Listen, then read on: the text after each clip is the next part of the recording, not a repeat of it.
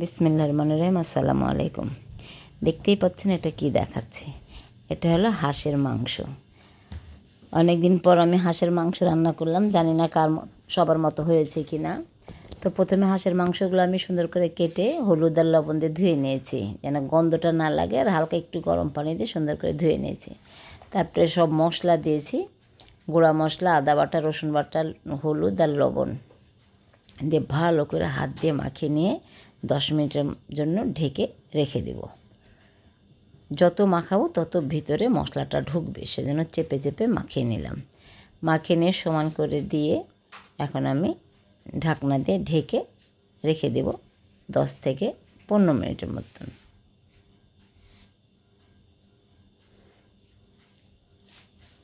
তারপরে 10 মিনিট পর ফিরে আসলাম। তারপর আমি কড়াতে আদা বাটা, রসুন বাটা আর পেঁয়াজ আর কাঁচামরিচ ভালো করে কষে নিয়ে তারপরে পানি দিয়ে দিলাম। পানি দিয়ে নিয়ে পানিটা একটু গরম হয়ে আসলে তারপরে দিয়ে দেবো একে একে সব মশলা। পানিটা ফুটেছে, এখন শুকনো মরিচ দিয়ে দিলাম, যেহেতু কাঁচা মরিচ দিয়েছি আবার শুকনো মরিচ দিয়েছি ঝালের জন্য। পরিমাণ মতো হলুদ দিয়ে দিলাম, ধনের গুঁড়া দিয়ে দিলাম,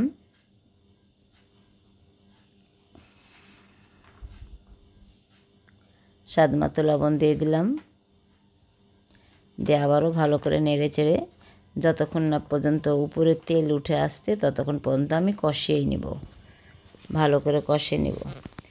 এখন দিয়ে দিলাম একটা তেজপাতা। তেজপাতাটা আমি গোটা না দিয়ে ছোটো ছোটো করে টুকরা করে ছিঁড়ে দিয়ে দিলাম। এখন নেড়ে চেড়ে যতক্ষণ না পর্যন্ত তেল উঠছে ততক্ষণ পর্যন্ত আমি নাড়তেই থাকবো। আমার কষানো প্রায় হয়ে আসছে, তো মাখিয়ে রাখা মাংসগুলো আমি এখন ঢেলে দিলাম সব।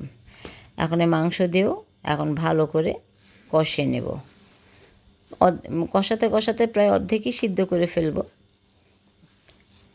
তো এখানে অনেক মশলা দিয়েছি আমি। হাঁসের মাংসতে একটু বেশি মশলা আর কষানো না হলে ভালো লাগে না। এখন আমি ঢেকে দিলাম, ঢেকে কষিয়ে নিলাম। আমার কষানো হয়ে গেছে। এর মধ্যে আমি এটা দেখাতে ভুলে গেছি, একটা বড় আলু টুকরা করে কেটে দিয়ে দিয়েছে। তারপরে যে ঝোল দিয়ে দিব। এখন যে কষাতে কষাতে ঝোল দিয়ে দিয়ে কষিয়ে নিয়ে রান্না করে নিলাম। এই হয়ে গেল, আমার প্রায় রান্না হয়ে আসছে।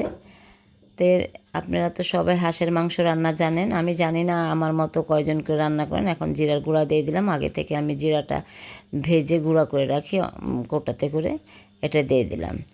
তো এই হয়ে গেল আমার হাঁসের মাংস, মাখা মাখা হাঁসের মাংস। তো ভালো লাগলে অবশ্যই লাইক, কমেন্ট, শেয়ার দিতে ভুলবেন না।